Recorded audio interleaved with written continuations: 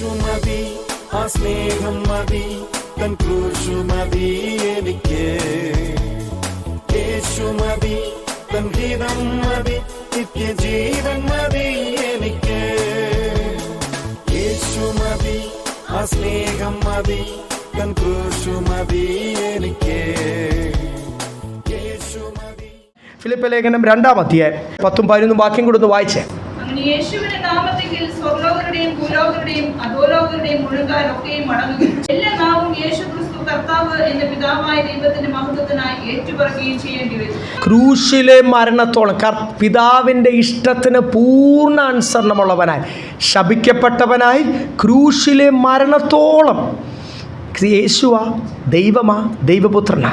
തനിക്കിതിൻ്റെ ഒന്നും ആവശ്യമില്ല. പിന്നെ എന്തിനു വേണ്ടിയാണ് ചെയ്തത്? ഞാനത് ചെയ്യണം.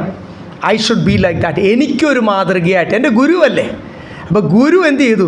ശിഷ്യന്മാർക്ക് അല്ലെ നമ്മളൊക്കെ ആരാണ്? വിശ്വാസികളാണോ ശിഷ്യന്മാരാണോ? ഉറപ്പില്ലല്ലോ. Praise the Lord. Are you disciple? കർത്താവിനെ പിൻപറ്റാൻ ഇറങ്ങിയല്ലേ. അതുകൊണ്ട് ഇന്ന സഭയിലെ വിശ്വാസി എന്നൊന്നും പറയല്ല. ഞാൻ എൻ്റെ യേശുവിൻ്റെ ശിഷ്യനാ അല്ലെങ്കിൽ ശിഷ്യയാ. അത് പറയുവാൻ നാണമൊന്നും വേണ്ട. സഭയ്ക്കകത്ത് പറയാൻ ഇത്രയും വോളിയം ഇല്ലെങ്കിൽ പിന്നെ എങ്ങനെയാണ് പബ്ലിക്കിൽ പറയാൻ പറ്റുന്നത്? നിങ്ങളുടെ ജീവിതത്തിൽ ജാതികളുമായിട്ടുള്ള വ്യത്യാസത്തിന് ഞാൻ പറഞ്ഞില്ലേ, ലൈഫ് സ്റ്റൈലിനെ മാറ്റമാണ്. സംസാരം, ചിന്ത, പ്രവൃത്തി. നമ്മുടെ ഫോക്കസ് എന്തുവാ? മറ്റുള്ളവരുടെ ഫോക്കസ് പണം ഉണ്ടാക്കണം. ലോകത്തിൽ വലിയവരായി തീരണം. സ്നാനപ്പെട്ട ഒരു വ്യക്തി, ക്രിസ്തുവിനോട് ചേർന്ന ഒരു വ്യക്തിയുടെ വ്യത്യാസം എന്തുവാ? അതിൽ നിന്ന് വ്യത്യാസം ഉണ്ടോ? അതൊരാ പകല് ലോകത്തിന് വേണ്ടി ഓടുവാണോ? ജോലിയൊക്കെ ഉണ്ട്, നമുക്ക് എല്ലാവർക്കും ഉണ്ട്. നിങ്ങളെപ്പോലെ ഞാൻ ഒത്തിരി വിഷയത്തിന് ഓടുന്നുണ്ട്, പണിയുന്നുണ്ട്. പക്ഷേ സ്തോത്രം, നമ്മുടെ ഫോക്കസ് അത് ജസ്റ്റ് ആഹാരത്തിന് വേണ്ടി. നമ്മുടെ ഫോക്കസ് എന്തുവാ? മിനിസ്ട്രി. ദൈവം ഏൽപ്പിച്ച ഒരു മിനിസ്ട്രി ഉണ്ട് ദൈവമക്കളെ, ഇല്ലേ? ഒരു ശുശ്രൂഷയില്ലേ? എല്ലാവർക്കും ഉണ്ട്.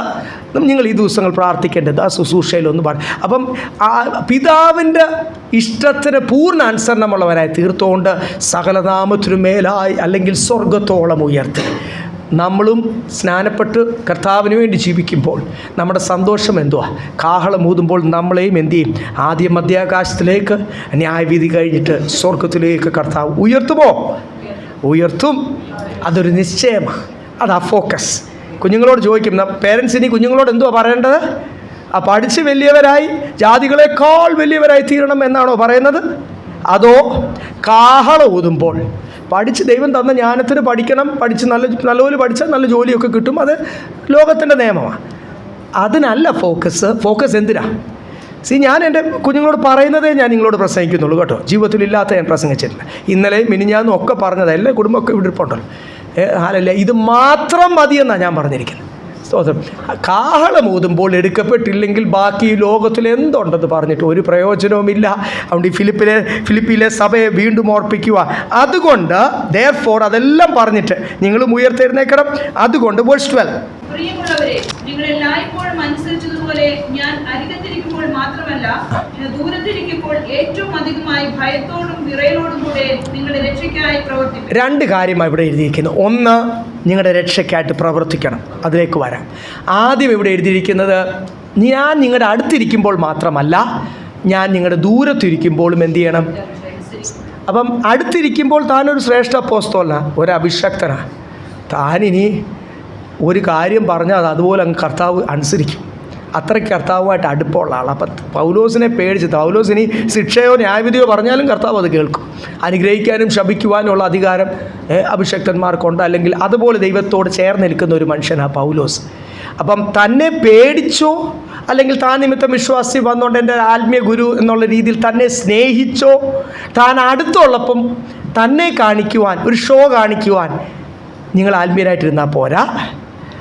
ദൂരത്തിരിക്കുമ്പോൾ, സഭയിൽ നിന്ന് ദൂരത്തിരിക്കുമ്പോൾ, കുടുംബത്തിൽ നിന്ന് ദൂരത്തിരിക്കുമ്പോൾ, കൂട്ടു സഹോദരങ്ങൾ ആരും ഇല്ലാതിരിക്കുമ്പോൾ, ഇനി ഒന്നുകൂടെ വ്യക്തമായി പറഞ്ഞാൽ വെൻ യു ആർ എലോൺ, ഒറ്റയ്ക്കായിരിക്കുമ്പോൾ, അപ്പോഴും എന്തു ചെയ്യണം?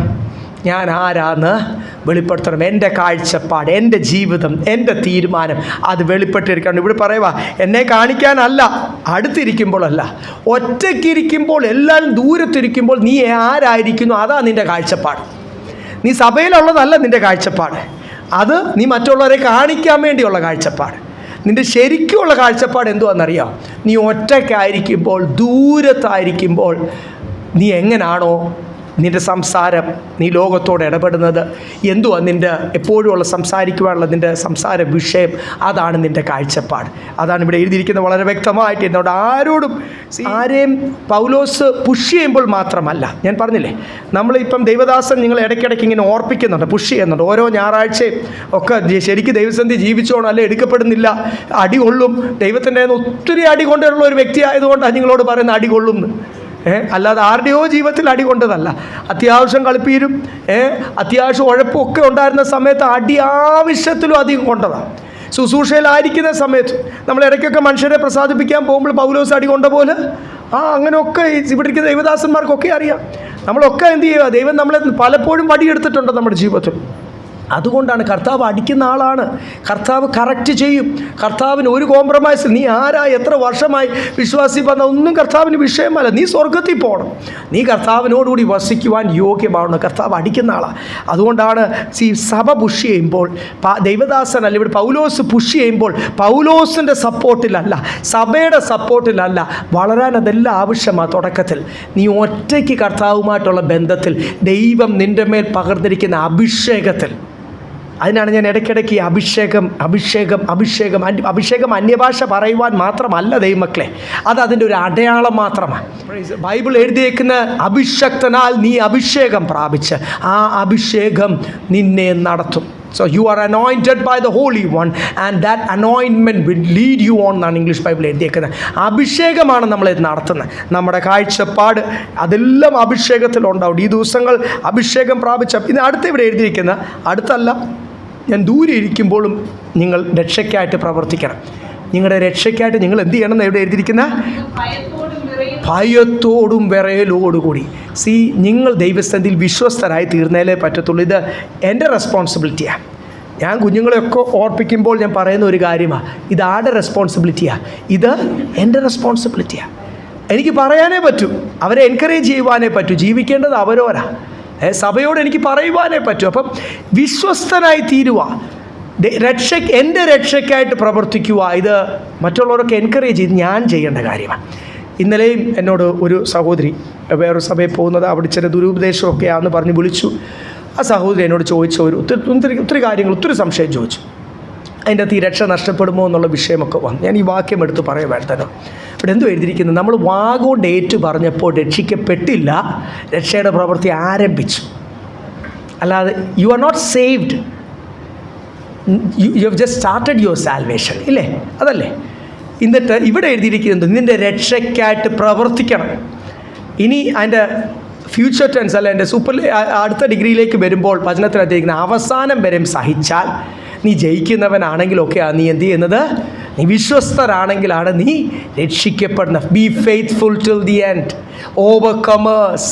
അവസാനം വരെയും സഹിക്കുക, എൻഡ്യൂർ ടിൽ ദി എൻഡ്. ഇതൊക്കെ ബൈബിളിൻ്റെ അകത്ത് എഴുതിയിരിക്കുന്നത് എന്തിനാണെന്നറിയാം? ഇത് അവസാനം വരെയും നിൻ്റെ മാർക്ക് ഇട്ടിട്ടാണ്. ഓട്ടക്കാരൊക്കെ ഒത്തിരി ഇവിടെ ഇരിപ്പുണ്ട്. ഞാൻ അത്രയും ഓടിയിട്ടില്ല, പപ്പയൊക്കെ ഒത്തിരി ക്രോസ് കൺട്രി ഓടിയിട്ടുണ്ട്, മാരത്തോൺ പോലെ. ഞാനെന്തായാലും 1500-3000 അതാണ് എൻ്റെ മെഡലും വാങ്ങിച്ചിട്ടുണ്ട്. ഒത്തിരി മെഡലുകളുണ്ട്. അതിലൊക്കെ 1500 ആണെങ്കിലും 4 റൗണ്ടാണ്. ആ ഒരു ഞങ്ങളൊക്കെ ഓടിക്കൊണ്ടിരുന്ന സ്റ്റേഡിയം റൗണ്ട്സിൽ 4 റൗണ്ടാണ്. അപ്പം ആ ഒരു റൗണ്ട്സ് 400-ൻ്റെ ഏകദേശം 400-ൻ്റെ 4 റൗണ്ടാണ്. അപ്പോൾ ആ റൗണ്ട്സിൽ തുടക്കത്തിൽ എല്ലാവരും, അന്നൊക്കെ സ്കൂൾ മുഴുവൻ ഓടുകയൊക്കെയാണല്ലോ തുടക്കത്തിൽ. അവസാനം ആരേ കാണത്തുള്ളൂ?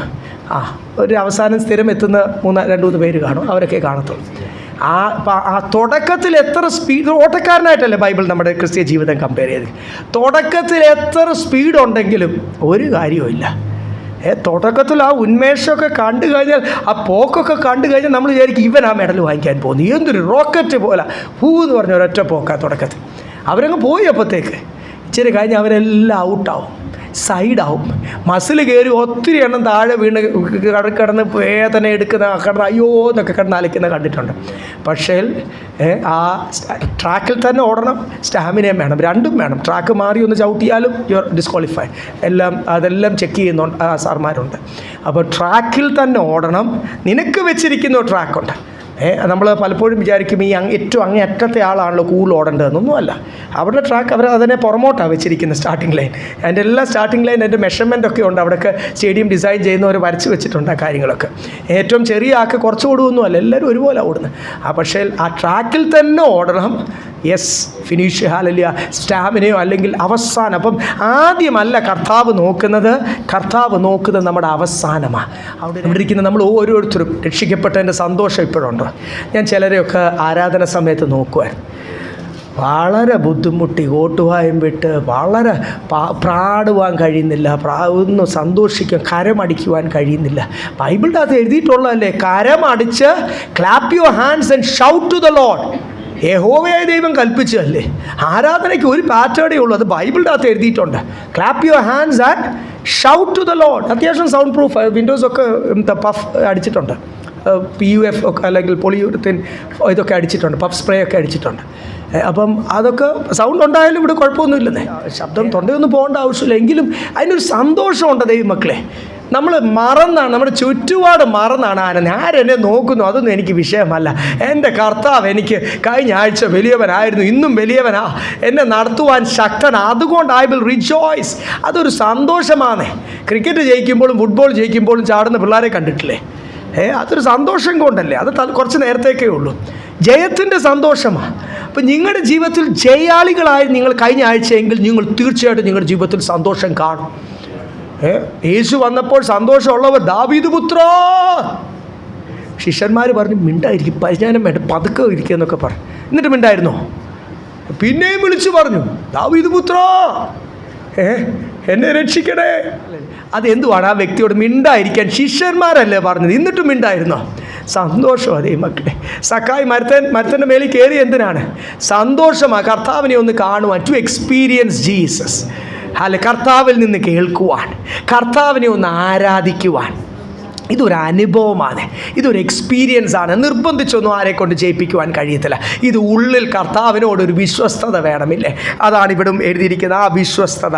അതുകൊണ്ട് നിൻ്റെ രക്ഷയ്ക്കായിട്ട് പ്രവൃത്തി, work out your salvation with fear and വിറയലില്ലേ? എന്തിനാണ് ആ ഒരു പാദം ബൈബിളിൻ്റെ അകത്ത് ഉപയോഗിച്ചിരിക്കുന്നത്? ഇച്ചിരി സീരിയസ് കാര്യമാണ്. വിറയ്ക്കണം എന്ന് എഴുതിയേക്കുന്നത്, നടുങ്ങുക ഇല്ലേ, ട്രംബിൾ, കഴിച്ച് അങ്ങനെ പേടിച്ച് വിറയ്ക്കുക. കാര്യം എൻ്റെ കർത്താവ് പറഞ്ഞാൽ അതുപോലെ ചെയ്യും, അതുകൊണ്ടാണ് പേടിക്കേണ്ടത്. അല്ലാതെ അല്ല പ്രാർത്ഥിച്ച് കർത്താവിൻ്റെ മനസ്സ് മാറ്റാനോ ഇൻഫ്ലുവൻസ് ചെയ്യാനോ ഒന്നും നീ ദൈവത്തിൻ്റെ കൗൺസിലർ അല്ല, ആലോചനക്കാരനല്ല. എൻ്റെ കർത്താവ് ഒരു കാര്യം പറഞ്ഞാൽ അനുസരിക്കുക എന്നല്ലാതെ വേറൊരു ബൈബിളിൻ്റെ അകത്തുനിന്ന് എൻ്റെ കർത്താവ് എന്നോട് സംസാരിച്ചാൽ I have no other option but to obey. വേറെ ഒരു ഓപ്ഷനും എനിക്കില്ല. അതിൻ്റെ അപ്പനോട് ചോദിക്കേണ്ട ആവശ്യമില്ല, അമ്മയോട് ചോദിക്കേണ്ട ആവശ്യമില്ല. അവരാരും അല്ലല്ലോ എനിക്ക് വേണ്ടി ജീവൻ നൽകിയത്. ജീവൻ നൽകിയത് ആരാ? എൻ്റെ യേശുവാണ്. ആ ഒരു ബോധ്യമുള്ളവർ എന്തു ചെയ്യും? കർത്താവ് പറയുന്നത് അനുസരിക്കുവാൻ. ഓരോ വചനഭാഗവും പഠിച്ച റോമാലേഖനത്തിലൊക്കെ എഴുതിയിരിക്കുന്നത് ഈ നമ്മൾ അതിനുവേണ്ടി പ്രവർത്തിക്കുമ്പോൾ അതിൻ്റെ റിസൾട്ട് ഹോളിനെസ്, വിശുദ്ധി, അവസാനം നിത്യജീവൻ എഴുതിയിരിക്കും. ഞാൻ ആ വാക്യങ്ങളെല്ലാം എടുക്കുന്നില്ല. എബ്രായ ലേഖനം 4-ാം അധ്യായം 1-ാമത്തെ വാക്യം വായിക്കാം. Hebrew chapter 4:1. അവന്റെ സ്വസ്ഥതയിൽ പ്രവേശിപ്പാനുള്ള വാഗ്ദത്തം ശേഷിച്ചിരിക്കുക, നിങ്ങളിൽ ആർക്കെങ്കിലും അത് ലഭിക്കാതെ പോയി എന്ന് വരാതിരിക്കാൻ നാം ഭയപ്പെടുക. നേരത്തെയും ഭയപ്പെടുക എന്ന് എഴുതിയിരിക്കുന്നു, ഇവിടും എഴുതിയിരിക്കുന്നു. വാഗ്ദത്തമുണ്ട്, there is a promise. നീ വാഗ്ദത്തദേശത്തിൽ പ്രവേശിക്കും എന്നുള്ളത് വാഗ്ദത്തമുണ്ട്. അപ്പോൾ എല്ലാവരും വിചാരിച്ചിരിക്കുന്നത് എന്തോ ഈ ദൈവദാസന്മാർ അതിൻ്റെ ആദ്യത്തെ ഭാഗമേ പലപ്പോഴും പഠിപ്പിക്കത്തുള്ളൂ. വാഗ്ദത്തമുണ്ട്. ഇന്ന് ദൈവദാസന്മാർ കാഴ്ചപ്പാട് മാറി. കാരണം ഞാനൊരു കീ കാണുന്നു, വാഹനത്തിൻ്റെ കീ അല്ലെങ്കിൽ ഭവനത്തിൻ്റെ കീ.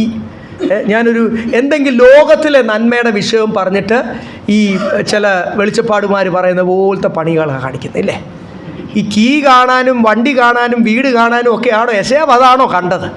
പഴയ നിയമത്തിലെ അഭിഷക്തന്മാർ കണ്ടതെങ്കിൽ ഒന്ന് കാണാൻ പഠിക്കേണ്ടത്. പുതിയ നിയമത്തിലെ അഭിഷക്തന്മാർ, പഴയ നിയമത്തിലെ അഭിഷക്തന്മാർ ശുദ്ധീകരണം പ്രാപിച്ചു കഴിഞ്ഞ് അവർ കണ്ടത് യെശയ്യാവ് ഒന്നുകൂടി ശുദ്ധീകരിച്ചു. കർത്താവ് അധരം ശുദ്ധീകരിച്ചു, ഹൃദയം ശുദ്ധീകരിച്ചു, ജീവിതം ശുദ്ധീകരിച്ച് താൻ കാണുന്നത് ഉയർന്നും പൊങ്ങിയിരിക്കുന്ന തേജസ്സുള്ള സിംഹാസനം.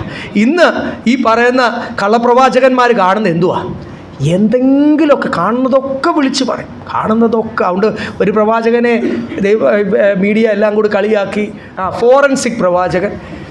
എന്തൊക്കെ പേരുകളിട്ട് കളിയാക്കുവാന്നേ, ട്രോളടി ചെയ്യുക. ജാതികൾ പോലും ഒരു വ്യക്തിയെ കർത്താവിനോട് അടുപ്പിക്കുന്നതല്ല. പക്ഷേ ഇവിടെ എന്തോ എഴുതിയിരിക്കുന്നത്?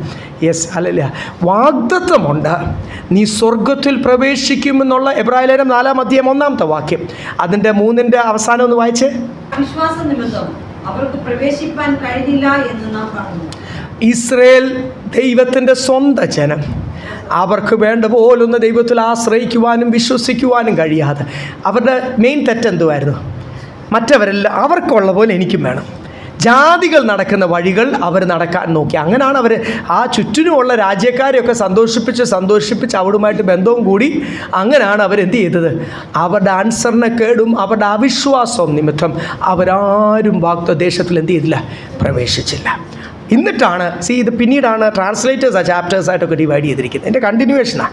ആ 3 അവസാനം വായിച്ചിട്ട് എന്നിട്ടാണ് എഴുതിയിരിക്കുന്നത്, വാഗ്ദത്തമുണ്ട്, there is a promise, നിങ്ങൾ സ്വർഗത്തിൽ പോകും, നിത്യജീവൻ പ്രാപിക്കും. പക്ഷെങ്കിൽ നിങ്ങൾക്ക് ആ വാഗ്ദത്തം ലഭിക്കാതെ പോകുമോ എന്ന് വെച്ചിട്ട് ഭയപ്പെടുവേൻ. What does that mean? അത് ലഭിക്കണമെങ്കിൽ ഇച്ചിരി പാടാം, ഇച്ചിരി പേടി വേണം. കർത്താവിന് എന്ത് വേണം? ഇന്ന് ദൈവമക്കൾക്ക് ഇല്ലാത്തൊരു കാര്യം എന്തുവാ? Fear of the Lord. ദൈവത്തെ പേടിക്കണം ദൈവമക്കളെ. അടികൊള്ളും എന്ന് പലപ്പോഴും ദൈവദാസന്മാർ ഓർപ്പിക്കുമായിരിക്കും, ദൈവത്തിൻ്റെ ആത്മാവ് നേരിട്ട് ഓർപ്പിക്കുമായിരിക്കും. അതൊന്നും എനിക്കൊരു വിഷയമല്ല, ഇതുവരെ എനിക്കൊരു അടിയും കൊണ്ടില്ലല്ലോ എന്ന് വിചാരിച്ച് കർത്താവിൻ്റെ ദീർഘക്ഷമയാണ് ചോദ്യം ചെയ്യുന്നത്. ഇസ്രായേലിനോട് പറഞ്ഞു അടികൊള്ളും, യഹൂദയോട് പറഞ്ഞു അടികൊള്ളും, യെശയ്യാവും യെരമ്യാവും എസ്കേലും ഒക്കെ എസ്കേലിൻ്റെ സമയമായപ്പോഴത്തേക്ക് അടികൊണ്ട് ആരാധനയെ നശിച്ച് പിറ്റിഫുൾ അടിമകളായി. അവർക്കൊരു അനിശ്ചിതത്വം ജീവിതത്തിൽ. തലമുറയോട് എന്തോ അവർ പറഞ്ഞു കൊടുക്കുന്നത്? അവരിത്രയും മാത്രം പറയും, പണ്ട് നമുക്കൊരു നല്ല കാലം ഉണ്ടായിരുന്നു, കർത്താവിൻ്റെ സന്നിധി നിന്നപ്പോൾ നമുക്ക് ആരാധിക്കാമായിരുന്നു. ഇപ്പം നമ്മുടെ ആ കുഞ്ഞുങ്ങളെ ആരാധന പോയി. ആരുടെ കുറ്റം നിമിത്തമാണ്? ഈ അപ്പനും അമ്മയും ജാതികളുടെ വഴികൾ നടക്കുന്നതിൻ്റെ പകരം അവരെ പോലായി തീരണം എന്ന് പറഞ്ഞ് അതിൻ്റെ പകരം യഹോവയെ ഭയപ്പെടണം എന്നൊന്ന് പറഞ്ഞായിരുന്നെങ്കിൽ ആ കുഞ്ഞുങ്ങളെങ്കിലും രക്ഷപ്പെട്ടേനില്ലേ? സത്യമല്ലേ? അപ്പോൾ നമ്മളവിടെ കുഞ്ഞുങ്ങളോട് എന്തുവാ പറയണം? ഇത് പേരൻസ് തീരുമാനമെടുക്കാം. ഇത് കേട്ടിട്ട് അവൻ പറഞ്ഞു പോകാനല്ല, പേരൻസ് ഇന്ന് തീരുമാനമെടുക്കാം. നമ്മൾ കുഞ്ഞുങ്ങളോട് എന്തുവാ പറഞ്ഞത്? Fear the Lord, obey the word of God. നിങ്ങളുടെ കോളിംഗ് ആണ് ഏറ്റവും ശ്രേഷ്ഠം. പഠിത്തവും ജോലിയൊന്നും അല്ലെന്നേ. എന്തുവാന്നേ ദൈവമക്കളെ? ഇവിടെ ഇൻഫോ പാർക്കിൽ ജോലി ചെയ്യുന്നവരും കമ്പനി നടത്തുന്നവരും ഒക്കെ ഉണ്ട്. നമ്മുടെ കുടുംബത്തിലുണ്ട്, നമ്മുടെ അനിയന്മാരുണ്ട്, IT കമ്പനിയൊക്കെ സ്വന്തമായിട്ട് നടത്തുന്നവരുണ്ട്. 2000 സ്റ്റാഫിനെയൊക്കെ വെച്ചിട്ട് എത്ര എമൗണ്ട് കിട്ടിയാലും കിട്ടുന്നതനുസരിച്ച് ജീവിച്ച് തീർക്കും എന്നല്ലാതെ ഇനി ഭയങ്കര 1 ലക്ഷം രൂപ കിട്ടി, 1.5 ലക്ഷം രൂപ കിട്ടി, 2 ലക്ഷം രൂപ കിട്ടി. ഇന്നത്തെ കാലത്ത് ഈ 1 ലക്ഷവും 2 ലക്ഷവും ഒന്നും മാസം കിട്ടിയാലും ഒന്നുമില്ലെന്നേ. ചില EMI അടച്ച് തീരുമ്പോഴത്തേക്ക് ബാക്കി ഒന്നും കാണത്തില്ലെന്നേ. അതനുസരിച്ച് ജീവിത നിലവാരം അങ്ങ് മാറുമല്ലേ. അപ്പോൾ ഈ കാശൊന്നും അല്ലല്ലോ വിഷയം. കർത്താവുമായിട്ടുള്ള ബന്ധം പോയാൽ പിന്നെ അന്ധകാരമായിരിക്കും ജീവിതത്തിൽ, സമാധാനം കാണത്തില്ല, അവസാനം നിത്യതയും നഷ്ടപ്പെട്ടുകൊണ്ട്. ഇവിടെ നമ്മൾ എബ്രായലേഖനത്തിലും യെരൂശലേമിലെ സഭയ്ക്ക് യെരൂശലേമല്ലേ, യഹൂദന്മാരല്ലേ, അവർക്ക് ഇച്ചിരി ദൈവഭയം കുറവുള്ളവർ. അതുകൊണ്ട് അവരോടാണ് പറയുന്നത്, എന്ത് ചെയ്യണം? വാഗ്ദത്തമുണ്ട്, നിങ്ങൾ സ്വർഗത്തിൽ പോകും, പക്ഷെങ്കിൽ ഞെളിയാതെ എന്ത് ചെയ്യണം? ഭയപ്പെടണം. നിങ്ങൾക്കല്ലേ അത് കിട്ടാതെ പോകും. തിരിച്ച് നമ്മുടെ വാദ്യത്തിലേക്ക് വരാം. 2-ാം അധ്യായം, ഫിലിപ്പിയ ലേഖനം 2-ാം അധ്യായം 13-ാമത്തെ വാക്യം. ഫിലിപ്പിയൻസ് 2:13.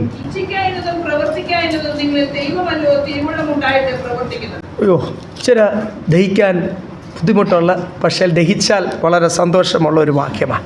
ഇവിടെ എന്തോ എഴുതിയിരിക്കുന്നത്? ഇച്ഛിക്കുക എന്നും പ്രവർത്തിക്കുക എന്നും ആരാ ചിന്തിക്കുന്നത്?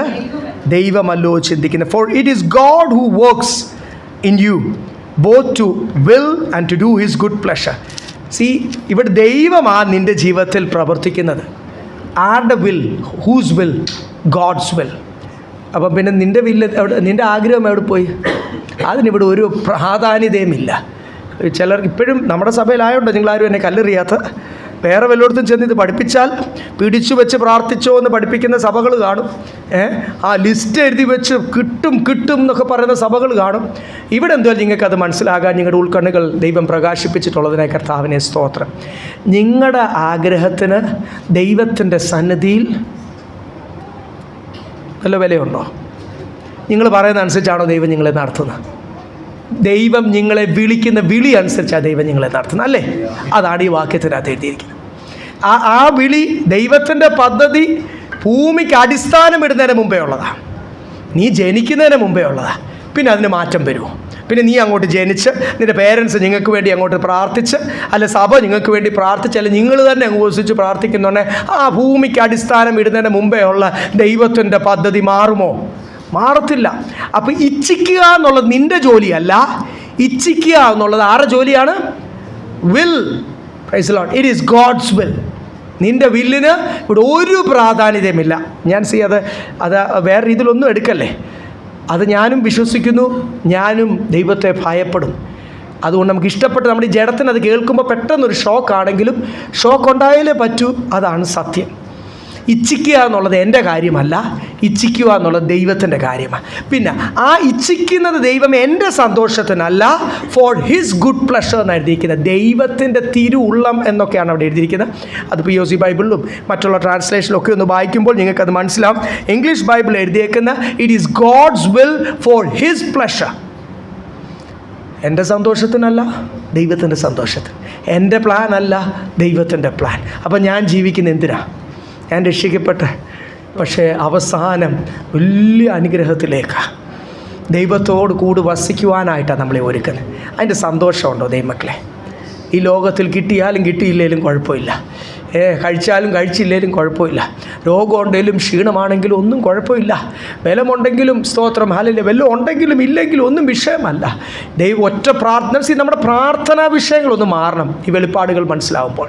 ഇത് ഒന്നുകൂടെ എടുത്ത് എഴുതിയിട്ടുണ്ട് റോമാലേഖനം 9-ാം അധ്യായം 16-ാമത്തെ വാക്യം. കാര്യം ഫിലിപ്പിലെ സഭയാണെങ്കിലും റോമിലെ സഭയാണെങ്കിലും കൊച്ചിയിലെ സഭയാണെങ്കിലും കർത്താവിന് സംസാരിക്കാനുള്ളത് ഒന്ന് തന്നെ. Romance chapter 9:16, 9:16. അതുകൊണ്ട് ഇച്ഛിക്കുന്നവനാലുമല്ല ഓടുന്നവനാലുമല്ല രണ്ട് ദേശത്തോടും സഭയോടും നമ്മളോടും ഇന്ന് പകൽക്കാലം പറഞ്ഞുകൊണ്ട് ഇച്ഛിക്കുന്നവനാലും അല്ല, not by him who wills, ഓടുന്നവനാലും അല്ല, പ്രവർത്തിക്കുന്നവനാലും അല്ല, പിന്നെ ആരാലാണ് ഇവിടെ എഴുതിയേക്കുന്നത്? It is by God who shows mercy. നിൻ്റെ ഇച്ഛയുമല്ല, നിൻ്റെ ഓട്ടവും അധ്വാനവും പ്രയത്നവും ജ്ഞാനവും നിൻ്റെ പ്ലാനിങ്. ചിലരൊക്കെ പറയും എൻ്റെ പ്ലാനുണ്ടല്ലോ, ഞാനിങ്ങനെ നല്ലൊരു ഓർഗനൈസറാണ്, നല്ലൊരു പ്ലാനറാണെന്നാണ് പറയുന്നത്. നിൻ്റെ പ്ലാനും കൊണ്ട് ഒന്നുമല്ല. ഇതൊക്കെ എത്ര വട്ടം പരാജയപ്പെട്ടു പോയിട്ടുള്ളതാണ്. തിരിഞ്ഞ് ചിന്തിച്ചാൽ അറിയാമല്ലോ, എൻ്റെ ജീവിതത്തിലും അറിയാം. സ്തോത്രം. അതുകൊണ്ട് ഇവിടെ എഴുതിയിരിക്കുന്ന ഓടുന്നവനാലും അല്ല, അപ്പം നമ്മുടെ ഓട്ടം കൊണ്ടല്ല, നമ്മുടെ അധ്വാനം കൊണ്ടല്ല, നമ്മുടെ ബുദ്ധിയോ ജ്ഞാനമോ കഴിവുകളോ കൊണ്ടല്ല. ഓടുന്നവനാലും അല്ല, ഇച്ഛിക്കുന്നവനാലും അല്ല. എൻ്റെ മേൽ കരുണ തോന്നി എന്നെ എൻ്റെ കുടുംബക്കാരുടെ മധ്യത്തിൽ, എൻ്റെ കൂട്ടുകാരുടെ മധ്യത്തിൽ തിരഞ്ഞെടുത്തിരിക്കുന്ന എൻ്റെ ദൈവത്തിൻ്റെ സെലക്ഷനെ ഓർത്ത്, ആ തിരഞ്ഞെടുപ്പിനെ ഓർത്ത് ഒന്ന് ഉറക്കെ സ്തുതിച്ചേ. Hallelujah, praise the Lord. ആ സെലക്ഷനാണ് പബ്ലിക്കിനോടും കൂട്ടുകാരോടും പറയാനുള്ളത്. നിങ്ങളെയും കർത്താവ് സ്നേഹിക്കുന്നു. എന്നെ കർത്താവിൻ്റെ പൈതലായിട്ട് ജീവിക്കുവാൻ കർത്താവ് എന്നെ എന്ത് ചെയ്തു? തിരഞ്ഞെടുത്തു. ആ തിരഞ്ഞെടുപ്പിനെ ഓർത്ത് കർത്താവിനെ സ്തുതിക്കും. നമ്മളെയൊക്കെ ആദ്യഫലമായിട്ട്, റൂബി സിസ്റ്റർ ആദ്യഫലമായിട്ട് കുടുംബത്തിൽ നിന്ന് വന്നു. ഇവിടുന്ന് ഹല്ലേലൂയ പ്രൈസ് ദി ലോർഡ് കേഫയൊക്കെ സ്നാനപ്പെട്ടു. ഇനി കൂട്ടുകാരൊക്കെ എന്ത് ചെയ്യണം?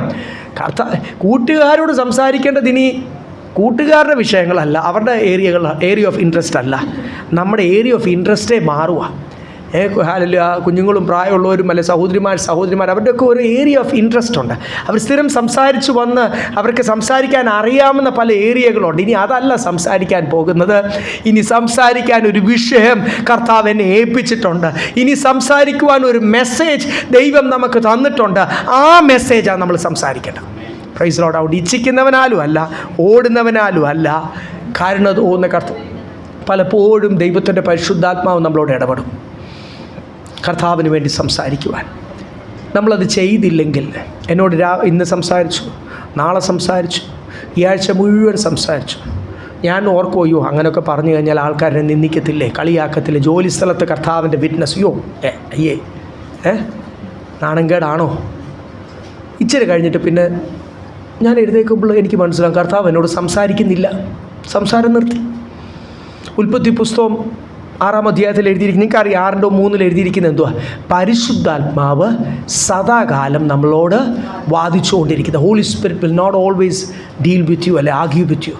പരിശുദ്ധാത്മാവ് പല പ്രാവശ്യം നിന്നോട് ഇടപെട്ടിട്ട് നീ വീണ്ടും ആ വിഷയത്തിൽ വീഴ്ച അല്ലെങ്കിൽ അനുസരണക്കേട് അല്ലെങ്കിൽ നിൻ്റെ ഇഷ്ടം തന്നിഷ്ടം കാണിക്കുവാണെങ്കിൽ പിന്നെ പരിശുദ്ധാത്മാവ് നിന്നോട് അല്ലെങ്കിൽ എന്നോട്, ഇത് വ്യക്തിപരമാണ്, ഞാൻ ഭയക്കേണ്ട വിഷയമാണ്, നമ്മളോടുള്ള സംസാരം പരിശുദ്ധാത്മാവ് എന്തു ചെയ്യും? നിർത്തും. പരിശുദ്ധാത്മാവ് സഹായകൻ, പരിശുദ്ധാത്മാവ് ആലോചന തരേണ്ടത്. പരിശുദ്ധാത്മാവ് എന്നോടുള്ള സംസാരം നിർത്തിയാൽ തീർന്നില്ലേ, പിന്നെ എൻ്റെ കാര്യം എന്തുവാ? പോക്കാ. അതുകൊണ്ട് നമുക്ക് നമ്മളെ വീണ്ടും അതിൻ്റെ 14-ാമത്തെ വാക്യം വായിച്ചു. വക്രതയും കോട്ടവുമുള്ള തലമുറയുടെ നടുവിൽ നിങ്ങൾ അനിന്യരും പരമാർത്ഥികളും ദൈവത്തിന്റെ നിഷ്കളങ്ക മക്കളും ആകേണ്ടതിന് എല്ലാ പിറുപിറുപ്പും വാദവും കൂടാതെ ചെയ്യും. ഇവിടെ എഴുതിയിരിക്കുന്ന വക്രതയും കോട്ടവുമുള്ള ആ തലമുറയുടെ മധ്യത്തിൽ നമ്മളായിരിക്കുന്ന ഒരു തലമുറ എന്തുവാണെന്നാണ് ദൈവം പറയുന്നത്? വക്രതയും വളരെ ക്രുക്കഡും, വളരെ അവരുടെ കാര്യം സെൽഫിഷും ക്രുക്കഡുമായ അവരുടെ വിഷയം ലോകം ലോകം ലോകം. അതിന് മത്സരമാണ്. ഞാൻ വലിയവനാ, നിന്നേക്കാൾ വലിയവനാ. ആ പണം ഉണ്ടാക്കാനും സ്ഥാനം ലഭിക്കുവാനുമുള്ള അതിനുവേണ്ടി ബൈ എനി മീൻസ് അവരാഗ്രഹിക്കുന്ന കാര്യം നേടിയെടുക്കുവാൻ. അതിൽ വേറൊരുത്തൻ്റെ തലയിൽ ചവിട്ടി നിൽക്കണേലും കുഴപ്പമില്ല, അവനെ കൊച്ചാക്കണേലും, കള്ളത്തരത്തിലാണെങ്കിലും ഉപായമാണെങ്കിലും ചീറ്റിംഗ് ആണെങ്കിലും അവിടെയൊക്കെ വക്രതയും കോട്ടയും ഉള്ള ഒരു തലമുറയുടെ മധ്യത്തിൽ നമ്മൾ ഇതിനെ ജയിക്കണമെങ്കിൽ പിന്നെ എങ്ങനെയാണ് നിൽക്കേണ്ടത്? ദൈവത്തിൻ്റെ ജ്ഞാനത്തിലല്ലേ നിൽക്കാൻ പറ്റും. ഗോഡ്സ് ബെസ്റ്റാണ്. നമ്മൾ ചിലയിടത്തൊക്കെ ചെല്ലുമ്പോൾ ചിലയിടത്തൊക്കെ ജോലി സ്ഥലത്ത് പൊളിറ്റിക്സ് ഉണ്ടോ? ജോലി സ്ഥലത്തെ പൊളിറ്റിക്സിനാൽ ഭാരപ്പെടുന്ന എത്ര പേരുണ്ട്?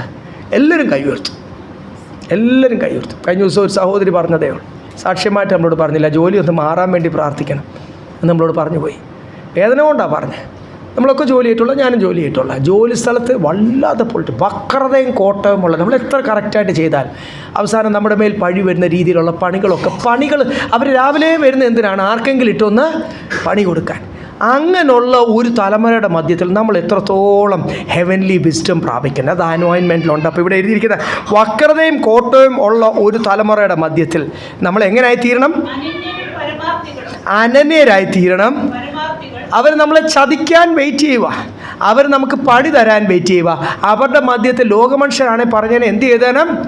ഡിഫെൻഡ് ആൻഡ് അറ്റാക്ക്, അതല്ലേ പറയുന്നത്? ആ പണി ഇങ്ങോട്ട് വരാതെ ഡിഫെൻഡ് ചെയ്യുക, പിന്നെ എന്ത് ചെയ്യുക? അടുത്തത് അങ്ങനെയല്ലേ? തേക്വാണ്ടു തൊട്ട് ഓരോ മാർഷ്യൽ ആർട്സും അങ്ങനെയാണ്, ഡിഫെൻസും പിന്നെ അറ്റാക്കും. അതാണ് ലോകമനുഷ്യർക്ക് പറഞ്ഞു തരാനുള്ള. കർത്താവ് പറഞ്ഞ് ഈ വക്രതയും നമുക്കിട്ട് പണി തരാനുള്ള, നമ്മളെ ചതിക്കാനിരിക്കുന്ന ഈ തലമുറയുടെ മധ്യത്തിൽ നിങ്ങൾ ആരായി തീരണം? അനന്യരായി തീരണം, പരമാർത്ഥികളായി തീരണം. സ്തോത്രം. ദൈവത്തിൻ്റെ നമ്മൾ ഈ ക്രുക്കഡ് ജനത്തിൻ്റെ മധ്യത്തിൽ നിഷ്കളങ്കരായി തീർന്നാൽ ഇവർ നമ്മളെ അറ്റാക്ക് ചെയ്ത് നമ്മളെ ഇല്ലാതാക്കി തീർക്കുമെന്ന് നമ്മൾ വിചാരിച്ചാൽ നോ. ഇവിടെ ഒക്കെ കർത്താവ് പറയുന്നത് പോലെ പലപ്പോഴും കർത്താവ് ശിഷ്യന്മാരോടൊക്കെ ഞാൻ പറയുന്നത് നിനക്ക് എന്നെ മനസ്സിലാകാതെ, നമുക്കിതൊക്കെ കേട്ടാലും നമുക്കിത് പലപ്പോഴും മനസ്സിലാകത്തില്ല. ശിഷ്യന്മാരുടെ ഒരു വട്ടം കർത്താവ് ചോദിച്ചു, ഞാൻ പറയുന്നത് നിനക്കെന്നാ, why are you not able to understand my speech എന്ന് എഴുതിയിരിക്കുന്നത്. സ്തോത്രം. അല്ല, അതുകൊണ്ട് നമുക്കിത് മനസ്സിലാകാൻ നിങ്ങൾ ഈ വക്രതയും കോട്ടയുമുള്ള തലമുറയുടെ മധ്യത്തിൽ ദൈവത്തിൻ്റെ നിഷ്കളങ്ക മക്കൾ, ഒരു കാരണവശാലും നമ്മുടെ പ്രിൻസിപ്പിൾസ്, നമ്മുടെ ആ പ്രമാണത്തിൽ നിന്ന് മാറാതിരിക്കുന്നവരെയാണ് ബൈബിൾ പറയുന്നത് അനന്യൻ, ഇമ്മൂവബിൾ, അനന്യരായി, ഒരു മാറ്റമില്ലാത്തവരായി. അതേ സമയത്ത് ഞാൻ എൻ്റെ പ്രമാണത്തിന് വേണ്ടി നിങ്ങൾ എന്ത് ചെയ്താലും ഞാൻ എൻ്റെ പ്രമാണത്തിന് വേണ്ടി ഞാൻ നിങ്ങളെ സ്നേഹിക്കും, നിങ്ങളെ സഹായിക്കും, നിങ്ങൾക്ക് വേണ്ടി പ്രവർത്തിക്കും, നിങ്ങൾക്ക് വേണ്ടി പ്രാർത്ഥിക്കും. സ്തോത്രം. അതുകൊണ്ട് അനന്യരായി നിൽക്കുക, നിഷ്കളങ്കരായി നിൽക്കുക. ഈ പണിയും കൊണ്ട് വരുന്നവൻ, ഈ വക്രതയും കൊണ്ട് വരുന്നവൻ ലജ്ജിച്ചു പോകുമാറ് ആര് നമുക്ക് വേണ്ടി പ്രവർത്തിക്കും? ദൈവം ഇറങ്ങി വന്ന് പ്രവർത്തിക്കും. വിശ്വസിക്കുന്നോ ദൈവമക്കളെ? കർത്താവ് പറയുക ഹാലല്യ, വിശ്വസിക്കുന്നേ, കർത്താവിൽ വിശ്വസിക്കുന്നേ. യെസ്, ഹാലല്യ, സ്തോത്രം. വിശ്വസിച്ചാൽ, കർത്താവിൽ ആശ്രയിച്ചാൽ മാത്രമേ കർത്താവിനോട് ചേർന്ന് കിടക്കാൻ പറ്റൂ. ഞങ്ങളൊക്കെ പലപ്പോഴും വിവാഹ ശുശ്രൂഷയിൽ ശുശ്രൂഷിക്കുമ്പോൾ എപ്പോഴും ഓർപ്പിക്കുന്ന ഒരു ഭാഗമാണ്. ആ ഭാഗത്ത് വചനത്തിൽ എഴുതിയിരിക്കുന്ന 2 പേർ ഒന്നിച്ച് ചേർന്നല്ലാതെ അവർക്ക് നടക്കുവാൻ കഴിയത്തില്ല. അതിനി ഭാര്യ ഭർത്താവാണെങ്കിലും അതിനി സഭയിലോ, അതുകൊണ്ട് ഒരു കാഴ്ചപ്പാടുള്ളവർ ഒന്നിച്ച് സഭയായിട്ട് കൂടുന്നത് അതുകൊണ്ടാണ്. അല്ലെങ്കിൽ ആകെപ്പാട് വലിയ പ്രശ്നങ്ങളാവും സഭയിൽ. ഒന്നിച്ച് കാഴ്ചപ്പാടിന് ചേരണം. ഇത് ആരുമായിട്ട് നമ്മൾ ചേർന്ന് നടക്കുന്നത്? യേശുവുമായിട്ടാണ്. അപ്പോൾ യേശു പറയുന്നത് മനസ്സിലാകണം, യേശു പറയുന്നത് പോലെ ജീവിക്കണം, ഒന്നിച്ച്. എന്നാൽ മാത്രമേ എനിക്ക് ക്രിസ്തുവിനോടുകൂടി നടക്കുവാൻ കഴിയത്തുള്ളൂ. അല്ലല്ലേ? ഒരു കുടുംബത്തിൽ ഒന്നിച്ച് ഒരു കാഴ്ചപ്പാട് അല്ലെങ്കിൽ കൊണ്ട് നടക്കാമെന്നേ ഉള്ളൂ കൂടെ, പക്ഷെങ്കിൽ ഒന്നിച്ച് ചേരാൻ പറ്റത്തില്ല, ഇല്ലേ? സ്തോത്രം. ഇത് യേശുവുമായിട്ടാണ് ഞാൻ ചേർന്ന് നടക്കുന്നത്. അതുകൊണ്ട് എനിക്കാ നഷ്ടം. ഞാൻ കർത്താവിനോട് ചേർന്ന് നടന്നില്ലെങ്കിൽ എനിക്കാ നഷ്ടം. അതുകൊണ്ട് കർത്താവ് പറയുന്നതൊക്കെ മനസ്സിലാക്കി ഹല്ലേലൂയ. അതുകൊണ്ട് നമ്മുടെ വിസ്ഡം ഒന്നും ഉപയോഗിക്കാതെ ദൈവം പറയുന്നത് അതുപോലെ വക്രതയുള്ള തലമുറയുടെ മധ്യത്തിൽ എൻ്റെ കർത്താവ് അങ്ങനെ പറഞ്ഞ് ഇന്ന് പകൽക്കാലം നമ്മൾ തീരുമാനം എടുക്കാം. പണിക്ക് പകരം പണി കൊടുക്കാനല്ല. നമുക്ക് പെട്ടെന്ന് അങ്ങനെ തോന്നിച്ചു പോകും. എനിക്കും തോന്നിച്ചു പോകും. മനുഷ്യനല്ലേ, നമ്മൾ വിട്ടുകൊടുക്കത്തില്ല. പണിക്ക് പകരം പണി കൊടുക്കാനല്ല. സ്തോത്രം. അവരിങ്ങോട്ട് പണി തരുമ്പോൾ വക്രത മാത്രം പ്രയോഗിക്കുമ്പോൾ അവരുടെ മധ്യത്തിൽ അനന്യരായി, immovable, because Lord is with me. Hallelujah. ക്രിസ്തു എന്ന പാറമേൽ എന്നെ നിർത്തിയിരിക്കുന്നു. അനന്യരായി, പ്രമാണത്തിന് വേണ്ടി നിൽക്കുന്നവരായി, യെസ്, അവരെ സ്നേഹിക്കുവാൻ നിഷ്കളങ്കരായി. അവർ ലജ്ജിച്ച് പോകുന്നേ, പിശാചി ലജ്ജിച്ച് പോകുന്നേ. അവരിങ്ങോട്ട് നമ്മൾ അവരെ നിഷ്കളങ്കതയോടുകൂടി സ്നേഹിച്ച്, കുറ്റമില്ലാത്തവരായി, സ്നേഹത്തോടുകൂടി, പ്രമാണം പാലിക്കുന്നവരായി അവരെ സ്നേഹിച്ച് പ്രാർത്ഥിക്കുവാണെങ്കിൽ അവിടെയൊക്കെ ദൈവത്തിൻ്റെ ആ ജ്ഞാനത്താൽ എന്നെ നിറയ്ക്കണമേ നമുക്ക് പ്രാർത്ഥിക്കാം. 15-ാമത്തെ വാക്യം. അപ്പൊ നമ്മുടെ വിളിയാണ് ഇവിടെ എഴുതിയിരിക്കുന്നത്, നിഷ്കളങ്കരായ, അല്ലെങ്കിൽ ഹോളി ആൻഡ് ബ്ലെയിംലെസ്. അപ്പോസ്തല പ്രവൃത്തിയിലും പത്രോസിലും എല്ലാം എഴുതിയിട്ടുണ്ട്. അനേകർ വക്രത കോട്ടം, അല്ലെങ്കിൽ ഇംഗ്ലീഷ് എഴുതിയിരിക്കുന്ന പെർവേഴ്സ് ജനറേഷൻ എഴുതിയിരിക്കുന്നത്. അപ്പോസ്തല പ്രവൃത്തി 2-ാം അധ്യായം ആദ്യത്തെ പ്രസംഗത്തിൽ പറയുന്നുണ്ട്, ഈ നശിച്ചു പോകുന്ന ഈ ജനത്തിൻ്റെ മധ്യത്തിൽ നിങ്ങൾ എന്ത് ചെയ്യണം? മാറുവീൻ, മാനസാന്തരപ്പെടാനാ ആ യൂതന്മാരോട് പറയുന്നത്. അപ്പോൾ എല്ലാവരും നാശത്തിലേക്ക് പോകുക. അവർ നമ്മൾ നോക്കുമ്പോൾ വലിയ ശോഭയിൽ ജീവിക്കുന്ന, പണം അല്ലെങ്കിൽ വലിയ സ്ഥാനം എന്നൊക്കെ അവർ യഹോവയായ ദൈവം പറയുമ്പോൾ അവർ നാശത്തിലേക്കാണ് പോകുന്നത്.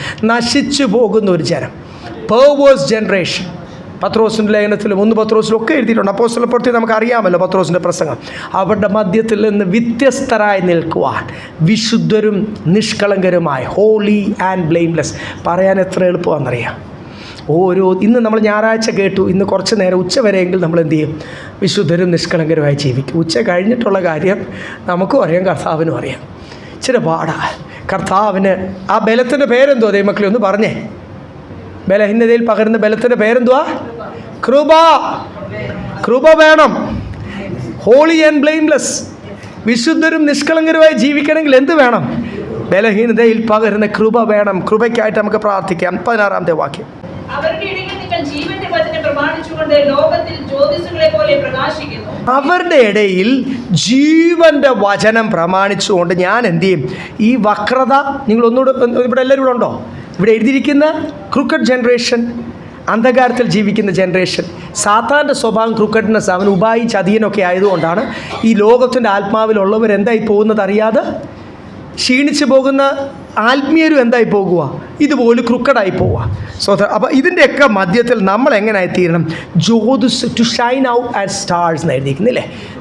ജ്യോതിസുകളെ പോലെ പ്രകാശിക്കണം, ജീവൻ്റെ വചനം പ്രമാണിച്ച്. എന്തിനാണ് ഈ ജീവൻ്റെ വചനം പ്രമാണിച്ചെന്ന് എഴുതിയത്?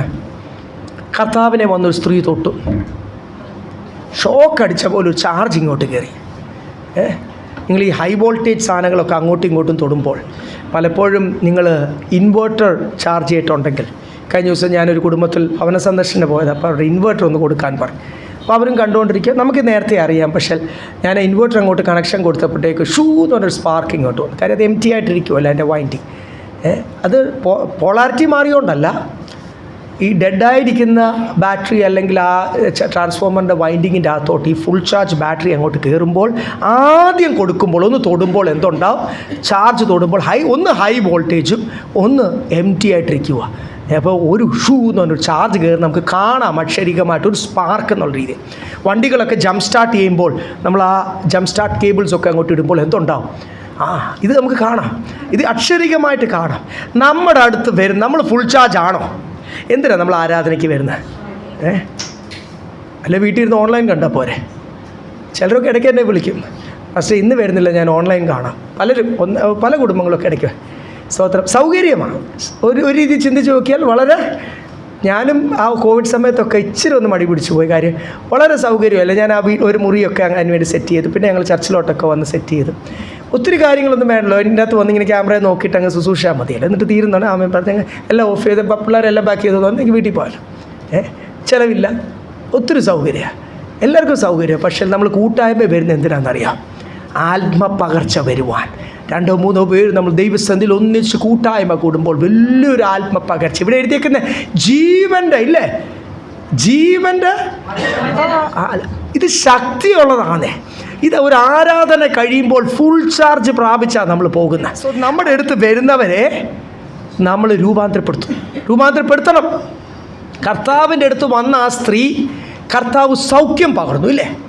ആ സ്ത്രീ എത്ര വൈദ്യന്മാരുടെ അടുത്ത് പോയതാ രക്തസ്രാവത്തിന്, നിൽക്കാതിരിക്കുമ്പോൾ യേശുവിനെ ഒന്ന് തൊട്ടു, ചാർജ് വ്യാപരിച്ചു, സ്തോത്രം, സൗഖ്യം പ്രാപിച്ചു. അപ്പം ഇത് രൂപാന്തരപ്പെടുത്തും ഇല്ലേ? നമ്മുടെ അടുത്ത് സംസാരിക്കുന്ന ഓരോ വ്യക്തി, ജാതികളായിക്കോട്ടെ, നമ്മൾ അവരോട് നമ്മുടെ അനുഭവം വചനമൊക്കെ പറയുമ്പോൾ അതൊരു രൂപാന്തരപ്പെടുത്തും. സ്തോത്രം, ഇത് രൂപാന്തരപ്പെടുത്തുന്നതാ, ഇത് സൗഖ്യം പകരുന്നതാ, അനേകർക്ക് വിടുതൽ പകർന്നതാ എന്ന് മറന്നു പോകല്ലേ. വളരെ വ്യക്തമായിട്ട് ഇവിടെ എഴുതിയിരിക്കുന്നു, ജീവൻ്റെ വചനം. യെസ്, നമ്മൾ ആദ്യം മാറണം, എന്നിട്ട് നമ്മൾ അനേകരെ മാറ്റണം. ഇന്ന് തീരുമാനമെടുക്കാം.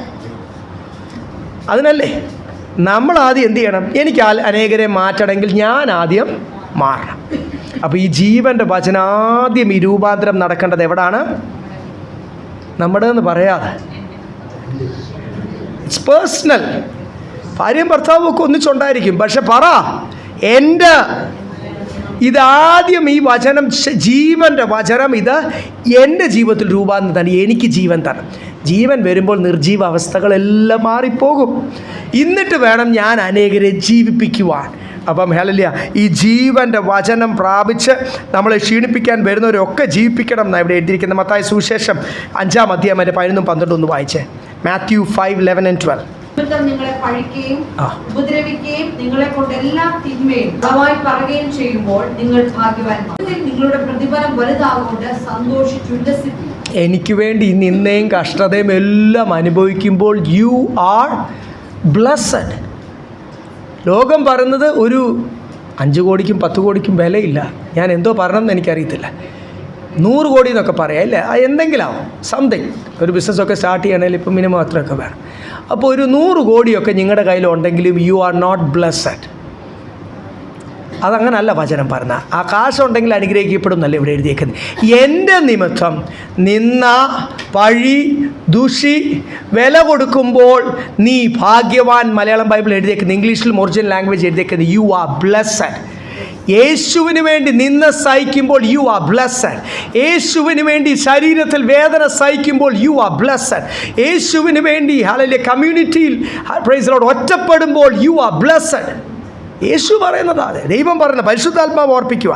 ഇവിടെ മത്തായി സുവിശേഷത്തിൽ കർത്താവ് തന്നെ പറയുക, എനിക്ക് വേണ്ടി നിന്ന സഹിക്കുമ്പോൾ നീ ഭാഗ്യവാനെന്ന് ഓർക്കണം. 11-12 വായിച്ചോ. സ്വർഗ്ഗത്തിൽ നിങ്ങളുടെ പ്രതിഫലം വലുതാകൊണ്ട് സന്തോഷിച്ചുല്ലസിപ്പിൻ. ഇതൊക്കെ കാണണമെങ്കിൽ എനിക്ക് എന്ത് ചെയ്യണം? ഇന്നർ ഐസ്, ഉൾക്കണ്ണുകൾ പ്രകാശിക്കണം. ഉൾക്കണ്ണുകൾക്ക് തിമിരമാണ്. നമ്മുടെയൊക്കെ ഇന്നർ ഐസ്, ഉൾക്കണ്ണുകൾക്ക് എന്തുവാണ്? തിമിരമാണ്. തിമിരമൊക്കെ ഉണ്ടായി, തിമിരമൊക്കെ മൂടിയിരിക്കുന്നവരും ഇവിടെ കാണും. അല്പം സൈഡിൽ നിന്ന് ഇങ്ങനെ മൂടി തുടങ്ങുന്നവരും കാണും. തിമിരം മൂടി അത് കട്ടിയായി അതിൻ്റെ ഓപ്പറേഷൻ കഴിഞ്ഞവരും ഇവിടെ കാണും ഇല്ലേ? ഇതെന്തുവാ? തിമിരം എന്തുവാ? എന്തോ നിപ്പുണ്ട് അവിടെ എൻ്റെ ഫ്രണ്ടിൽ. ഒരു നിഴൽ പോലെ എനിക്ക് കാണാം, വ്യക്തതയില്ല. എന്തോ ഒരു പ്രതിഫലം എനിക്ക് കിട്ടും സ്വർഗത്തിൽ, വ്യക്തതയില്ല. അതിൻ്റെ അർത്ഥം എന്തുവാ?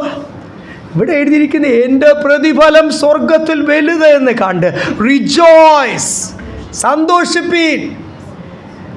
എത്രയും പറഞ്ഞിട്ടും മുഖത്തൊന്നും ആ സന്തോഷമില്ലെങ്കിൽ ലോകത്തിലെ തിമിരമാണ്. ഒരു ഐ ടെക്നീഷ്യനെ, ഒരു ഐ ഡോക്ടറിനെ കാണിച്ച് അവർ ടോർച്ചൊക്കെ അടിച്ച് കണ്ണിലോട്ട് അടിച്ച് നോക്കി പറഞ്ഞേ, അല്ല അതിന് വേണ്ടിയുള്ള എന്തെങ്കിലും ഐ ഡ്രോപ്സൊക്കെ തന്നേനെ. ഇത് പക്ഷെ അങ്ങനൊന്നും മാറത്തില്ല. ഇത് പ്രൈസ് ലോർഡ് ഹല്ലേലൂയ, കർത്താവിനോട് പ്രാർത്ഥിക്കണം. കർത്താവേ, എൻ്റെ കണ്ണിലെ തിമിരം, തേജസ് കണ്ടപ്പോഴാ ശൗൽ എന്ത് ചെയ്തത്? ശൗലിൻ്റെ കണ്ണിലെ ചെതുമ്പലെന്നോ തിമിരമെന്നോ എന്തോ വേണേലും പറഞ്ഞു. ബൈബിൾ ഭാഷയിൽ അങ്ങ് പറഞ്ഞേക്കാം, നിങ്ങളുടെ കണ്ണിലെ ചെതുമ്പലൊക്കെ എന്ത് ചെയ്യണം? ഒന്ന് scales have to fall off. ഈ കർത്താവിനെ ഒന്ന് കാണേണ്ട പോലെ കാണുവാൻ, വചനം ഒന്ന് മനസ്സിലാക്കേണ്ട പോലെ മനസ്സിലാകുവാൻ, സ്വർഗത്തിൽ നമുക്കുള്ള പ്രതിഫലം ഒന്ന് മനസ്സിലാക്കുവാൻ കഴിയുന്നില്ലെങ്കിൽ എന്ത് ചെയ്യണം? കണ്ണിൽ തിമിരമുണ്ടെന്ന്, ഉൾക്കണ്ണുകൾ പ്രകാശിച്ചിട്ടില്ല. അപ്പം നമുക്ക് പ്രാർത്ഥിക്കാൻ ഒത്തിരി വിഷയങ്ങളുണ്ട് ഇല്ലേ? അതുകൊണ്ട് ഇനിമേൽ എൻ്റെ ഭർത്താവിനെ അനുഗ്രഹിക്കണേ, ഭാര്യയെ അനുഗ്രഹിക്കണേ, മക്കളെ അനുഗ്രഹിക്കണേ, വേണ്ടതെല്ലാം തരണമേ എന്നുള്ള ആ ജാതികളുടെ പ്രാർത്ഥന വിട്ടിട്ട് ഈ എടപ്പള്ളി പള്ളിയുടെ ഫ്രണ്ടിലും കലൂർ പള്ളിയുടെ ഫ്രണ്ടിലും മസ്ജിദിലും അമ്പലത്തിലും എല്ലാം നിന്ന് അതല്ലേ പ്രാർത്ഥിക്കുന്ന ജാതികൾ. എന്നെ അനുഗ്രഹിക്കണേ, എൻ്റെ കുടുംബത്തെ അനുഗ്രഹിക്കണേ. പരിശുദ്ധാത്മാവുള്ള ഒരാൾ അങ്ങനെയാണോ പ്രാർത്ഥിക്കേണ്ടത്? ആത്മാവിൽ പ്രാർത്ഥിക്കണം. അപ്പോൾ ആത്മാവിൽ പ്രാർത്ഥിക്കുമ്പോൾ കർത്താവേ, എൻ്റെ കണ്ണിലെ തിമിരം, എൻ്റെ കണ്ണിലെ ചെതുമ്പൽ ഒന്ന് മാറണം, കാണേണ്ടത് വ്യക്തമായിട്ടൊന്ന് കാണണം, കർത്താവിനെ ഒന്ന് അറിയണം, വെളിപ്പാടുകൾ കാണണം. സ്തോത്രം. എങ്കിൽ മാത്രമേ കാഹളം ഊതുമ്പോൾ കർത്താവ് എനിക്കും കർത്താവിനോടുകൂടി ചേരണം. മരണമാണോ ആദ്യം വരുന്നത്, കാഹളമാണോ ആദ്യം എന്ന് അറിയത്തില്ല. ഇപ്പോഴത്തെ സാഹചര്യമൊക്കെ കണ്ടിട്ട് ചിലപ്പം ജീവിച്ചിരിക്കുമ്പോൾ തന്നെ കാഹളമായിരിക്കും ആദ്യം കേൾക്കുക. ചില സഹോദരന്മാരൊക്കെ യേശു പറഞ്ഞു, പ്രൈസ് ദി ലോർഡ്, അങ്ങനെ കാണണമേ എന്നാണ് നമ്മൾ ആഗ്രഹിക്കുന്നില്ലേ? യെസ്. ഇനി ഇൻ കേസ് ഇവിടെ പ്രായമുള്ളവരും ക്ഷീണമുള്ളവരൊക്കെ ഉണ്ടല്ലോ, മരണമാണേലും കാഹളമാണേലും ആദ്യം കേൾക്കുന്ന കർത്താവേ, എനിക്ക് കർത്താവിനോട് കൂടി ചേരണം. വേറെ ഒരു ആഗ്രഹവും നമ്മുടെ ജീവിതത്തിൽ വരാൻ ആ ഫോക്കസ് വന്നാൽ നമ്മൾ ആർക്ക് വേണ്ടി പ്രവർത്തിക്കും? ഇതൊന്നും പറഞ്ഞ് പ്രവർത്തിക്കാൻ, ഞെക്കി പഴിപ്പിക്കാൻ പറ്റത്തില്ല ദൈവമക്കളെ. പറഞ്ഞ് ആരുടെയും കാഴ്ചപ്പാട് മാറ്റാൻ പറ്റത്തില്ല. ഇത് പരിശുദ്ധാത്മാവ് നമ്മുടെ ഉള്ളിൽ പ്രവർത്തിക്കേണ്ടതാണ്. Let the Holy Spirit start working in us. പ്രാർത്ഥിക്കണം, പരിശുദ്ധാത്മാവ് എൻ്റെ ജീവിതത്തിൽ പ്രവർത്തിക്കണമേ എന്ന് പ്രാർത്ഥിച്ച് ഈ ദിവസങ്ങൾ ഹല്ലേലൂയ നമ്മുടെ വിളി അനുസരിച്ച് കർത്താവ് നമ്മളെ ഒരുക്കട്ടെ. 17-ാമത്തെ വാക്യത്തിൽ അവസാനമാണോ എന്നറിയത്തില്ല, ഇപ്പം താൻ ചെയ്യില്ല, തനിക്ക് അവസാനമാണോ ഇറങ്ങി വരുമോ എന്ന് ഇതുവരെയും കർത്താവ് തന്നോട് സംസാരിച്ചിട്ടില്ല. അതുകൊണ്ട് അനിശ്ചിതത്വമാണ് തൻ്റെ ആ കാര്യത്തിൽ. പക്ഷേ ബൈബിൾ അനുസരിച്ച് നമുക്കറിയാം, ബൈബിൾ പറയുന്ന അനുസരിച്ച് താൻ അവിടുന്ന് ഇറങ്ങി വർഷങ്ങൾ വീണ്ടും പ്രവർത്തിച്ചു. പിന്നീട് പലവട്ടം കാണും. ബൈബിൾ അനുസരിച്ച് പിന്നീട് നമ്മൾ കാണുന്നു 2 തിമോത്തിയോസൊക്കെ എഴുതിയ സമയത്താണ് അവസാനം താൻ ജയിലായി. പക്ഷേ ഇവിടെ താൻ പറയുക താൻ ഇനി ഇറങ്ങുമോ എന്ന് അറിയത്തില്ല, ജയിലിൽ കിടക്കുക, കൈയും കാലും ആമത്തില്ല. എങ്കിലും തൻ്റെ സന്തോഷം 17-ാമത്തെ വാക്യത്തിൽ നിങ്ങളുടെ വിശ്വാസം എന്ന യാഗം അർപ്പിക്കുന്ന ശുശ്രൂഷയിൽ എന്റെ രക്തം ഒഴുക്കേണ്ടി വന്നാൽ ഞാൻ സന്തോഷിക്കും. വിശ്വാസം എന്ന യാഗം അർപ്പിക്കുന്ന ശുശ്രൂഷ, അങ്ങനെ ഒരു ശുശ്രൂഷ ഉണ്ടോ? ഈ കല്യാണ സമയത്ത് അവിടെ ദേവദാസൻ പറയും ഇനി അടുത്തത് കേക്ക് മുറിക്കൽ ശുശ്രൂഷയാണെന്ന് പറയും. അതും ഒരു ശുശ്രൂഷയായിട്ട് പെന്തിക്കോസ് സമൂഹം ആക്കാൻ ഞാൻ കേട്ടിട്ടുണ്ടെന്ന്. ഇനി അടുത്തത് എന്തുവാണ്? കേക്ക് മുറിക്കൽ ശുശ്രൂഷ. അത് നമ്മുടെ ഒന്നും അല്ലെങ്കിൽ അത് ശുശ്രൂഷയുടെ കഴിഞ്ഞല്ല, ആശീർവാദമൊക്കെ കഴിഞ്ഞിട്ട് ഈ കാണിക്കുന്ന ഈവൻ അല്ലെങ്കിൽ എന്തെങ്കിലുമൊക്കെ കോപ്രായങ്ങൾ അത് കഴിഞ്ഞ് കാണിച്ചോ, എന്തെങ്കിലുമൊക്കെ കാണിച്ചോ, പിന്നീട് കാണിച്ചോ. ഇതൊന്നും ശുശ്രൂഷയ്ക്കകത്ത് കയറി കാണിക്കല്ല. അപ്പോൾ പലവിധ ശുശ്രൂഷകളുണ്ട്, പല ടൈപ്പ് ശുശ്രൂഷകളുണ്ട്. ദൈവദാസന്മാരുണ്ടാക്കിയ കുറേ പുതിയ ശുശ്രൂഷകളുമുണ്ട്. ഇതൊന്നും അല്ല ഇവിടെ എഴുതിയിരിക്കുന്നത്. ഇവിടെ എഴുതിയിരിക്കുന്നത് എന്നെ തന്നെ ഒരു പാനീയാഗമായിട്ട് ഞാൻ ഐ എം ഓഫറിങ് കംപ്ലീറ്റ്ലി. സ്തോത്രം. അവിടെ എൻ്റെ വിശ്വാസം യാഗമായിട്ട്, ഒരു യാഗമായിട്ട്, ഒരു സാക്രിഫൈസായിട്ട് കർത്താവേ, എൻ്റെ കഴിവുകൾ, എൻ്റെ സമ്പത്തും എൻ പുകഴ്ചയും നീ എനിക്ക് തന്നതൊക്കെയും, ആമേൻ, എൻ്റെ ആയുസ്സും എൻ്റെ ഭാവിയും നീ എനിക്കു തന്നതൊക്കെയും സർവവും യേശുനാഥനായി സമർപ്പണം ചെയ്തിടുന്നു സ്നേഹമോടെ ഞാൻ. ഈ ബുദ്ധിമുട്ടൊന്നും കണ്ട് നിങ്ങൾ നിരുത്സാഹപ്പെടേണ്ട. ഇതെൻ്റെ ശുശ്രൂഷയാ, എൻ്റെ വിളിക്കകത്തുള്ളതാ. ഈ സ്തോത്രം, വലിയ സന്തോഷമാണ് എനിക്ക് അതിൽ. അതുകൊണ്ട് നിങ്ങളും എന്നോടുകൂടി സന്തോഷിപ്പി എന്ന് പറഞ്ഞ 18-ാമത്തെ വാക്യം ഒന്നുകൂടി വായിച്ചേ. അങ്ങനെ തന്നെ ഞാൻ കർത്താവിൽ സന്തോഷിക്കുക. പൗലോസ് വെറുതെ പറയുവാണോ? ജയിലിൽ കിടന്നിട്ട് താൻ ചുമ്മാതെ പറയുവാണോ? അല്ല. ആ സന്തോഷം ഇന്ന് പകൽക്കാലം 2000 ചില്ലുവാനും വർഷങ്ങൾക്ക് ശേഷം ഇവിടെ കൊച്ചി കൂടിയിരിക്കുന്ന ദൈവമക്കൾക്ക് അനുഭവിക്കാൻ പറ്റുന്നുണ്ടെങ്കിൽ അത് വ്യാപരിക്കുക. ആ സന്തോഷം ഇല്ല. എത്ര വർഷങ്ങളായിട്ട് താൻ പറഞ്ഞിരിക്കുക, ഞാൻ ഈ ജയിലിൽ കിടക്കുമ്പോഴും ദൈവമക്കൾ വരെ എന്നെ നിന്ദിക്കുക. താൻ നേരത്തെയൊക്കെ നമ്മൾ വായിച്ചില്ലേ, ദേവദാസ് അവനത് ആവശ്യമാണ്. വലിയ ആത്മീയനായിരുന്നല്ലോ, ഭയങ്കര പ്രസംഗമായിരുന്നു, എന്തൊരു വിശുദ്ധിയായിരുന്നു. എല്ലാവരെയും കറക്റ്റ് ചെയ്യാൻ ചെല്ലുക. കൊരിന്ത്യരെ കറക്റ്റ് ചെയ്യുന്നു, ഓരോ ദേശത്തെ സഭ. അവസാനം ഇപ്പം എവിടെ കിടക്കുന്ന ഈ 10-35 വർഷം ശുശ്രൂഷ കഴിഞ്ഞിട്ട് കൊണ്ട് ജയിലിൽ ഇട്ടിരിക്കുക. അവനിപ്പം പ്രവർത്തിക്കുക, ഞങ്ങളൊക്കെ വെളിയിൽ പ്രവർത്തിക്കുക. അവനെവിടെ കിടക്കുന്ന? ഇങ്ങനെ പറഞ്ഞ ദൈവദാസന്മാരുണ്ട്, ദൈവമക്കളുണ്ട്. അവരെയൊക്കെ കർത്താവ് അവരുടെ കുറവുകളൊന്നും ഓർക്കല്ല എന്ന് അവർക്ക് വേണ്ടി പ്രാർത്ഥിച്ചുകൊണ്ടാണ് ഞാനിവിടെ സന്തോഷത്തിലാണ്. ഞാനും എൻ്റെ യേശുവുമായിട്ട് ഈ ജയിലിൽ ഒരു ബന്ധമുണ്ട്. കർത്താവ് എനിക്ക് വെളിപ്പാടുകൾ തന്നുകൊണ്ടിരിക്കുന്നു. ഞാനത് ഇവിടെ ഇരുന്ന് എഴുതുക. കൈസറുടെ ഭവനം മുഴുവനും നിങ്ങളെ ജയിലിലുള്ള രൂപാന്തരപ്പെടുക. അവരെ ദൈവദാസന്മാരായിട്ട് ഞാൻ പുറത്ത് അയക്കാൻ പോവുക. അവരുടെ പേരുകളൊക്കെ കഴിഞ്ഞ ആഴ്ച നമ്മൾ വായിച്ചു. ഈ കൈസറിൻ്റെ ഭവനത്തിലുള്ള ഇവിടുത്തെ ജയിൽ സൂപ്പർവൈസേഴ്സും ഇവിടുത്തെ സ്റ്റാഫും, ചക്രവർത്തിയുടെ പ്രിസൺ ആയതുകൊണ്ട് ഒത്തിരി സ്റ്റാഫുണ്ട്, അനുബന്ധ സ്റ്റാഫ്. ഇവരെല്ലാവരും ദേ ഓൾ ഗ്രീറ്റ് യു. അപ്പോൾ എന്തൊരു ദൈവസ്നേഹമാണ് പൗലോസിലുള്ള ദൈവം. അവനെ ക്രിമിനലായിട്ട് പ്രിസണറായിട്ട് കൊണ്ടുവന്നു, പക്ഷേ ആ അധികാരത്തിൻ്റെ ശുശ്രൂഷ ചെയ്യുക. ദൈവമക്കളെ കർത്താവിൽ നിന്ന് പ്രാപിച്ച മാത്രമേ എൻ്റെ കാര്യം. ഞാൻ പറഞ്ഞത് അങ്ങനെ എന്തെങ്കിലും ഒരു കോംപ്ലക്സ് ഉണ്ടെങ്കിൽ, എനിക്ക് വേണ്ട പോലെ ഭാഷ അറിയത്തില്ല, ഞാൻ നിങ്ങളോട് സംസാരിക്കുന്ന മലയാളം ഭാഷ എനിക്കും അറിയത്തില്ല, വായിക്കാൻ അറിയത്തില്ല, അല്ലല്ലേ. അപ്പോൾ എന്തെങ്കിലും ഒരു എനിക്ക് വേണ്ട പോലെ കഴിവില്ലെന്നോ എനിക്ക് വേണ്ട പോലെ താലന്തികളിലെന്നോ ശുശ്രൂഷ ദൈവത്തിൽ നിന്ന് പ്രാപിച്ച് ചെയ്യാനായിട്ടുള്ളതാണ്. കിട്ടിയതും കൊണ്ട് നിങ്ങൾ തുടങ്ങുമ്പോൾ കൂടുതൽ കൂടുതൽ കർത്താവ് തരും. നിങ്ങളത് മനസ്സിലാക്കണമുണ്ട്. ദൈവത്തിൽ നിന്ന് ശുശ്രൂഷ പ്രാപിച്ചുകൊണ്ട്, ശുശ്രൂഷ പ്രാപിച്ചില്ലെങ്കിൽ ഇനി എത്ര ഞാൻ തിയോളജിയിൽ PG എടുത്തു, ഡോക്ടറേറ്റ് എടുത്താലും ദൈവം എന്നിൽ കൂടി പ്രവർത്തിക്കത്തില്ല. ദൈവമക്കളെ സ്തോത്രം. കുറേ ലോകജ്ഞാനം പറഞ്ഞ് ആരും മാനസാന്തരപ്പെടത്തില്ല. അതുകൊണ്ട് ഹല്ലേലൂയ, നമുക്കെല്ലാം സ്വർഗീയ കാഴ്ചപ്പാട്. ഇവിടെ പൗലോസ് ഒന്നുകൂട് സഭയെ ഓർപ്പിക്കുക. ഇവിടെ ഞാൻ കിടക്കുമ്പോൾ ചങ്ങലയിൽ ഒരു പാനീയയാഗമായിട്ട് I'm being fully offered. ഞാൻ എൻ്റെ കർത്താവിനെ അതിൻ്റെ പൂർണ്ണതയിൽ സന്തോഷിപ്പിച്ചുകൊണ്ടിരിക്കുക. Hallelujah, I'm pleasing the Lord to the fullest. അത് എത്ര പേർക്ക് പറയാൻ കഴിയും? സ്തോത്രം. തൻ്റെ ശുശ്രൂഷയുടെ അവസാനത്തിൽ പറയുക, ഞാൻ എൻ്റെ കർത്താവിനെ അതിൻ്റെ പൂർണ്ണതയിൽ ഞാൻ സന്തോഷിപ്പിച്ചുകൊണ്ടിരിക്കുക. അങ്ങനെ സന്തോഷമാണ് എൻ്റെ ജീവിതത്തിൽ. ആ സന്തോഷം എനിക്ക് മാത്രമല്ല, 18ാമത്തെ വാക്യത്തിൽ അവിടെ എഴുതിയേക്കുന്നു, ആ സന്തോഷം നിങ്ങൾക്കുമുണ്ട്. ഹല്ലേലൂയ, സ്തോത്രം. സന്തോഷമുള്ളവർക്ക് മറ്റുള്ളവർക്ക് സന്തോഷം പകരാൻ കഴിയും. സന്തോഷമില്ലാത്തവർക്ക് മറ്റുള്ളവരുടെ സന്തോഷം കൂടി എടുക്കും. അതുകൊണ്ട് കർത്താവിലുള്ള സന്തോഷമാണ് നമ്മുടെ ബലം. കുടുംബം നമ്മുടെ കൂടെ ചേർന്ന് നിൽക്കാൻ പ്രാർത്ഥിക്കാം, സഭ കൂടി ചേർന്ന് നിൽക്കാൻ പ്രാർത്ഥിക്കാം. നമ്മളെല്ലാവരും സന്തോഷത്തോടുകൂടി നിൽക്കുകയാണെങ്കിൽ എത്ര സന്തോഷമായിരിക്കും.